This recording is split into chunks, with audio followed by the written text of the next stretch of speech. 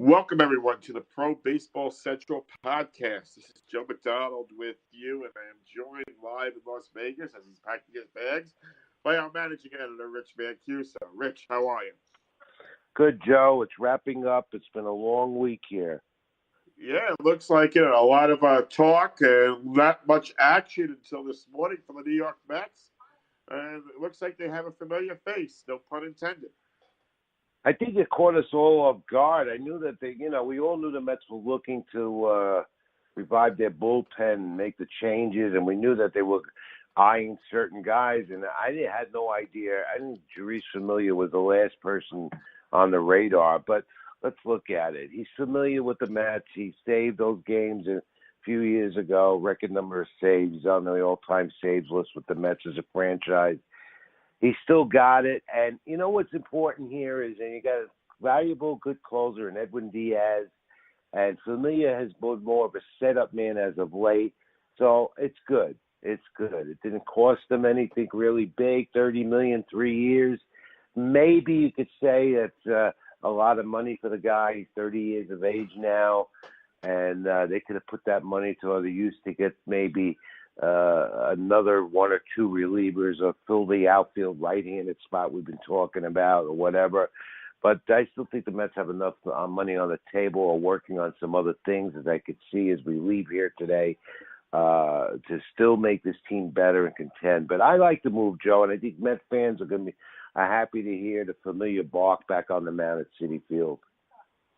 Well, it all depends, but yes, he is going to be the eighth inning guy. And remember, he had that job before Henry Mejia decided to blow himself up back in 2000. He got injured and then had the suspensions.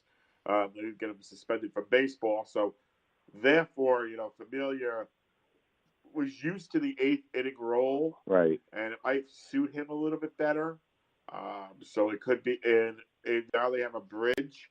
I do believe they need a lefty in the bullpen. Mm-hmm. And, so it rules out guys like David Robertson and guys like Adam Ottavino. No, but it could be Andrew Miller. Yeah, it could be Miller. It could be Andrew Miller that's still on the table. And I think they need a guy like Andrew Miller who can pitch in the sixth inning, who can pitch in the fifth inning.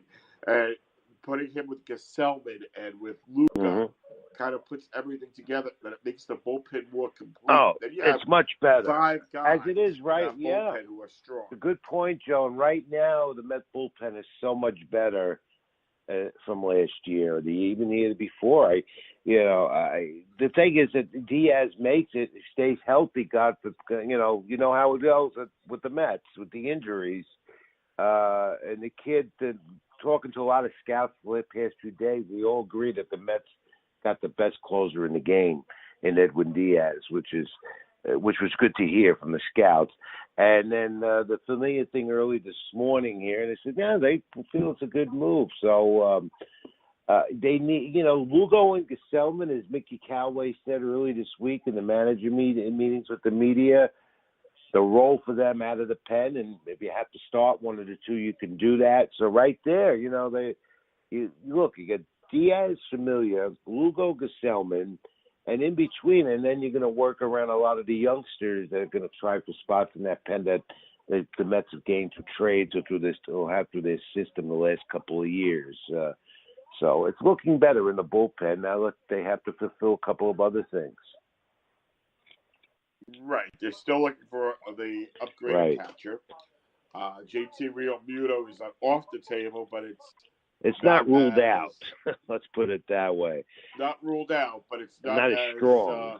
Money in the bank. No, and you weren't going to do that. Again, and I tell every Met fan, as I've been writing on Twitter and Facebook, whatever. Noah Syndergaard going. Not even if it was the Yankees or any other team, would have been an uproar. This is the core of the team, the pitching. You got to keep that together. That's his strength. And I don't think that was ever being considered. It just floated around. As far as the catching situation, I still think now what you could see coming out of these meetings is I don't think there's going to be a trade. I don't think Realmuto is coming to Citi Field as much as Met fans and the Mets would love to have him. I think he's going to go with a veteran off the free agent market. The Mets have that spending flexibility still to do that. And I'm hearing could be Maldonado. Oh, it very well could be Maldonado. It could be, that's the more defensive type of catcher that they want. And then I think they still are in the market for A.J. Pollock in the outfield. And I think that would be, completing the whole. Yeah, let's put it this way, Joe. They're not done. The winter meetings kind of dull, and we expect that. That's been coming on. That's been happening the last few years. More business with the teams than the actual trades, and you pick up a free agent here or two. It carries over before spring training and even into spring training. So what you see now coming out of Las Vegas today as the meetings end is not the end. I'm sure if no moves are being made today, after the holidays, there'll be some more. This is a new front office, creative, exploring, and very creative and aggressive. And there's a lot of energy, as Mickey Callaway and the Mets people here have said, a lot of energy with this organization that we haven't seen in a long time. Yeah, definitely will be there. And then the Yankees, they completed their trade signing. They're re-signing for Jay Happ. We knew that was going to happen. Yeah, they filled it out. We knew that was going to happen. He at least, right, but they needed that guy because Jay Happ at least makes 25 to 30 starts a year. And if you look at the rest of the rotation, there's question marks. I mean, Severino to get hurt. I mean, he has been. James Paxton has been hurt a lot in the past. Same thing with Masahiro Tanaka. And Sabathia. Is a little older. There. And then you have CC Sabathia with two bad knees. So, really, I think the Yankees aren't finished getting started. There's been a couple of names that you've heard, but I think if they're going to get a pitcher, it's not going to come to a trade. It's going to be a free agent round. There's still some guys out there on the market, and I wouldn't be surprised if they make a bid for Gio Gonzalez. Again, I talk to Gio almost every day, and he's upset the way the free agency and the whole system is working towards free agents. Gio's 33 years of age. He's looking for a 3-year contract. He's a left-hander, I believe, that can get something. Not a lot. He won't get a lot of money, but he could help a team like the Yankees fill a spot for a left-handed pitcher if they want to go that route. So the last I heard, they weren't exploring that, but they might be this morning. They might be doing that today because Gio's still on the board. He's looking for a team, and he can give the Yankees some innings out of in the rotation if need be. So I look at the Yankees making another move like that, and they're not done by all means. I mean, Brian Cashman made that kind of Star Wars comment yesterday about the what was it, Joe? Back me up. I wrote.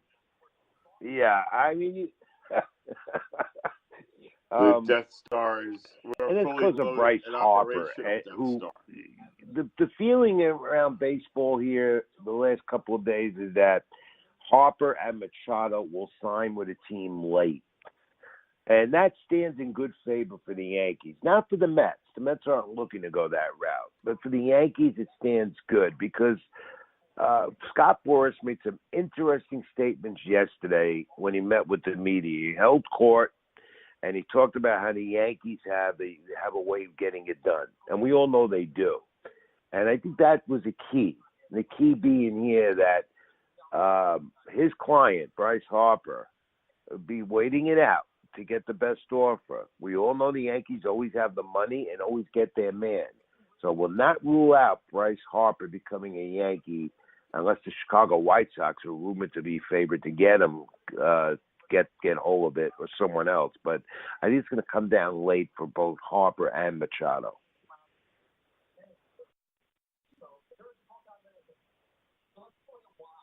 Right, I do too, especially with Harper. They like to take their time. They like to take their see what everything happens and try to get the best price. No, this has been an interesting week when it comes really to, once again, the rumors and who's going to get what. And when you look at it, how many teams really improved? The Mets were the buzz, which hasn't happened in a long time. And the Mets definitely improved a little more with the bullpen situation. And, it's, again, going to whatever happened here these last few days in Las Vegas will carry over. And you'll hear more movement there for the holidays, not only for the Mets, Yankees, but a lot of other teams looking to make that move for the new season. We're going to give one more shot at it this afternoon, and the Rule 5 draft is just about completed, and that's the shot for a guy gets a spot on a 40-man roster. Nothing major to report there with either New York team, Mets or Yanks. And then we'll see. We'll see if there might be one or two late-minute trades being done here before everybody leaves town. But my bag is packed, and I'm ready to get back and get to ringside for a fight Saturday night.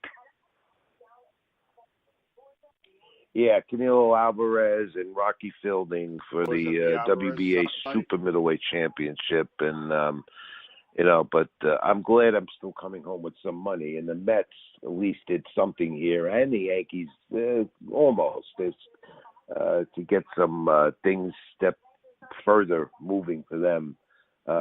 J.A. and Happ, obviously, was the big move for them. And that was inevitable that was going to happen. In other words, the Yankees didn't get what they wanted yet.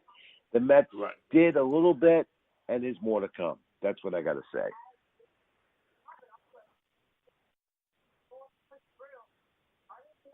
Okay.